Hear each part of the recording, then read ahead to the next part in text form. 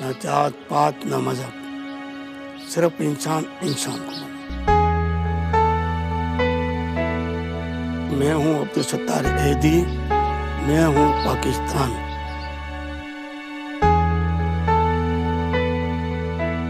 His name is Abdul Sattar Eidi, and he's to Karachi what Mother Teresa was to the poor of Calcutta. As the founder of the Eidi Foundation, the largest welfare organization in Pakistan, मैंने जिंदगी में ambulance के सिवा कोई गाड़ी नहीं चलाई।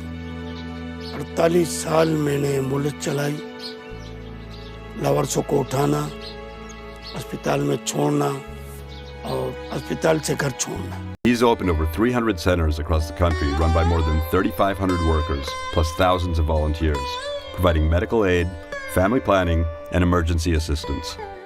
The Eidi Foundation has also made donations towards disaster relief around the world, including to the victims of Hurricane Katrina in the US. They rely entirely on donations. एदी साहब के जेब में पैसे नहीं थे और वो ख्वाब बड़े बड़े देखते थे, सब इनको शेख चिल्ली कहा करते थे। तो कहते थे मैं पूरे मुल्क में नेटवर्क का जाल बिछाऊंगा गाड़ियों का। तो बच्चा आता है, मैं उसको लेती हूँ तो मैं समझती हूँ कि 100 काम छोड़ दूँ, मैं ये बच्चे को संभालूँ और ये बच्चे को अच्छे माँ बाप ढूंढ के दूँ, इसलिए कि है ना ये काम मैं इबादत समझ के करती हूँ।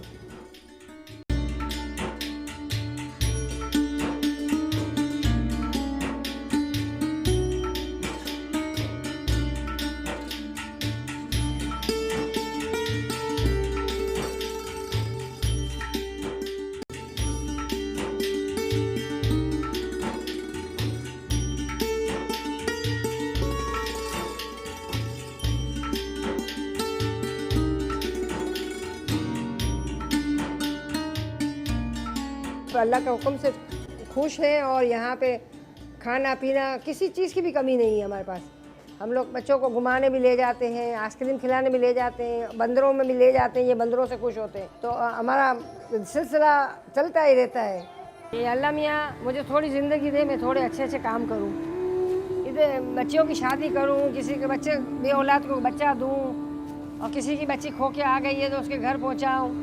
बिल्की सैदी चाहती है कि मैं अच्छे अच्छे काम करूं, बस बिल्की सैदी बहुत चाहती है, बहुत कुछ चांद पे जाना चाहती है। इब्तिदा मेरी है, लेकिन इसने इतना काम कर लिया कि मैं नकारे जैसा हो गया। सारे काम ये औरत में कुदरती खूबियाँ होती हैं। औरत प्रिंसिपल कर ले कि मुझे काम करना है तो मर्द से 2 कदम आगे निकल सकती है। यह मैंने खास करके इस औरत में मैंने पाया।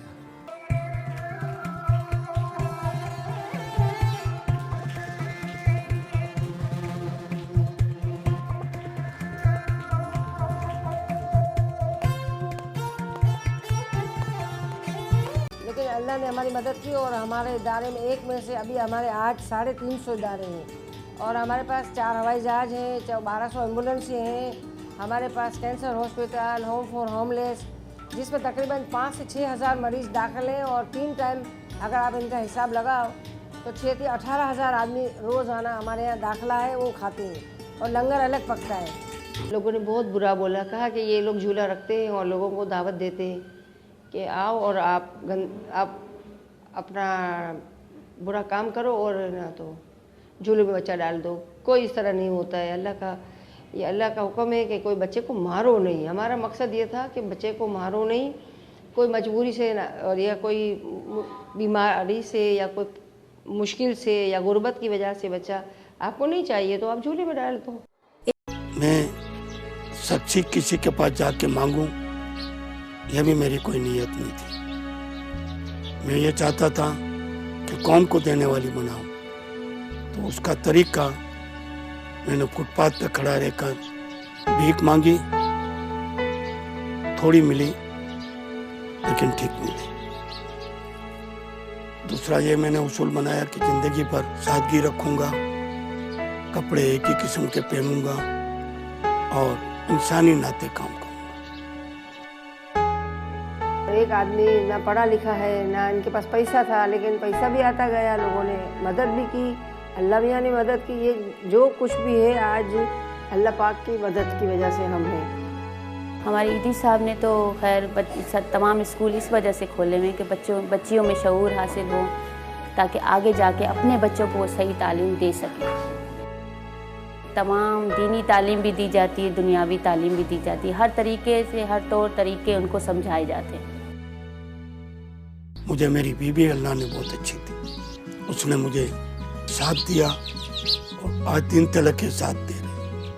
जिस सारे बच्चों को माएँ छोड़ के बीमारी में छोड़ गई हैं और बीमारी में इलाज नहीं कर सकती हैं, तो फिर है ना बीमार होते हैं, तो गुर्बत भी मुल्क में बहुत है। 375 सेंटर है, सेंटरों में चूल्हे रखे, चूल्हे में डाल दो, जिस हालत में हो तुम्हें कोई सवाल नहीं करेगा। कोई दिन ऐसा नहीं जाता कि दिन में 8-10 औरतें जवान घरों से नाराज होकर आ जाए। अभी भी हमने इनको आज़ादी नहीं दी, ये गुलाम की गुलाम। उनकी सारी मेहनत करे, खिलाए पिलाए, थोड़ी सी भूल हो जाए तो थप्पड़, फिर घर से निकाल देना, फिर ये मजबूर होकर मेरे पास आती हैं, 2 बच्चे 3 बच्चे 4 बच्चे लेकर। और है ना मेरे से मिलने भी आते हैं, हाथ मिलाने आते हैं हिसाब से। एक तो बच्चे पूछने भी आए थे कि हमारी माँ कौन है, मैं बोली मैं हूँ। फिर बोले नहीं आप मेरी माँ नहीं हो, तो फिर मैं इनको झूले के पास ले जाती हूँ। मैं बोली एक दो औरतें अमेरिका से आई थी ना लड़कियाँ, कि आप हमें बताओ कि हमारी माँ कौन है। तो मैं इनको यहाँ झूले में बच्चे आए हुए थे, मैंने बोला ये बच्चों को पूछो आप कि तुम्हारी माँ कौन है, तो मैं तुमको जवाब दूँगी कि तुम्हारी माँ कौन है, मैं तुम्हारी माँ हूँ। ऐसे तो मैं इंडिया से आया हूँ, मुहाजिर हूँ, लेकिन मैं अपने को इंसान कहता हूँ। मेरी पहचान मैंने इंसान रखी।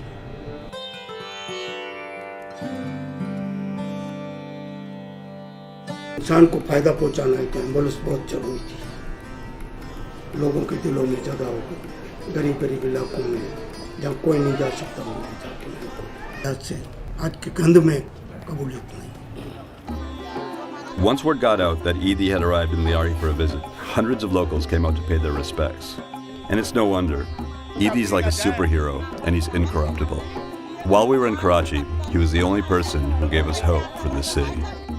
इंसान बनो, इंसान बनो, भूख मिटाओ, इफलासी मिटाओ, दौलत के तकसीम सही करो, फजूल खर्ची नहीं करो, तो आप अमेरिका को भी कर्जा दे सकते हैं। हमको कुत्ते के बच्चे का, बिल्ली के बच्चे को मारने का हुक्म नहीं है, तो हम इंसान के बच्चे को क्यों मारें? उसका तो अल्लाह मियाँ ने जब दुनिया में पैदा किया है किसी भी वजह से, उसका ज़िंदगी का कोई मकसद है बच्चे का।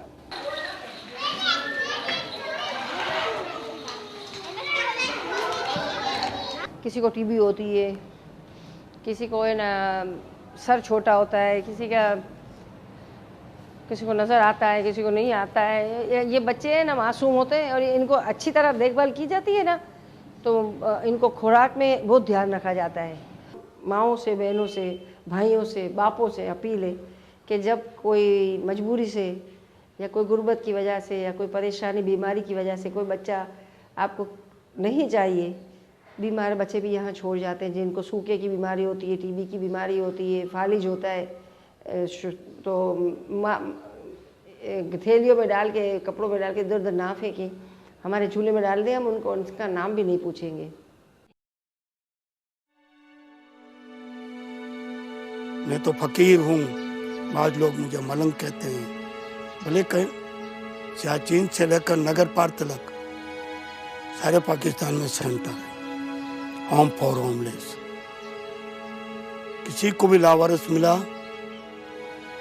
इसका काम है उठा के उसको दाखिल करना।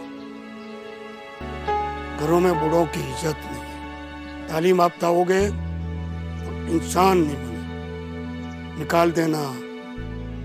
रोज के रोज 5-6 बूढ़े मेरे पास पहुंचते हैं।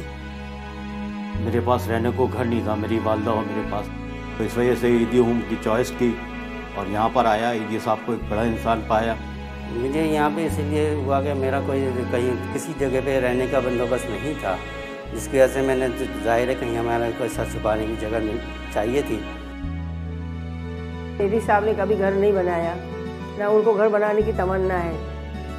सारा दिन नीचे बैठे रहते हैं, सारी रात नीचे बैठे रहते हैं, इमरजेंसी में जाते हैं, Not only this, he provides shelter, food, clothing, medicine. Even if somebody dies here, as I wish, he would provide me coffin and a grave. हम अभी भी इंसानियत को नहीं मानते।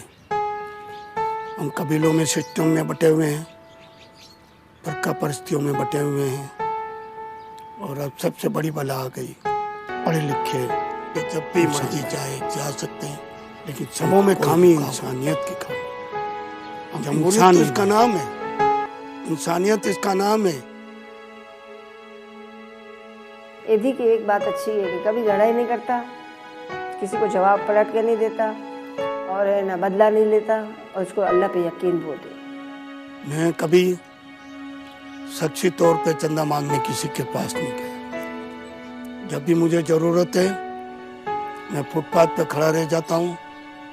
गरीब से गरीब भी मुझे पैसा देता है। जितने भी बाहर के NGO है ना, सब ने हमको ऑफर किया आप हमसे ग्रांट ले लो। बोलता था मैं पाकिस्तानी हूँ, पाकिस्तानियों से ग्रांट लूँगा, और पाकिस्तानी मेरी मदद करेंगे, मेरे काम को पसंद करेंगे तो मैं काम करूँगा, वरना मैं नहीं करूँगा। मुझे तुम्हारी मदद की ज़रूरत नहीं। मुझे सैकड़ों अवार्ड मिले, 250 के करीब। टोटल इनकम 75 करोड़ रुपये। और कहीं भी दुनिया में इमरजेंसी होती है, पाकिस्तान में या पाकिस्तान के बाहर, मुझे अल्लाह ने वसाइल दिया। हमारे यहाँ गुर्बत बहुत है, मुफलिसी बहुत है, दौलत की तकसीम गलत है, फजूल खर्ची करने वाला की तादाद बहुत है। पाकिस्तानी जैसी कौम दुनिया में कोई नहीं है। We are honored to award the prize to Abdul Sattar Eidi Sahib. True to his lifelong service and due to the demands on his time from humanitarian work as he is currently in Japan, Mr. Eidi is unable to join us tonight, but is currently has sent a message to this gathering tonight, and the award will be received by the head of the European section, Tariq Aman Sahib, on his behalf.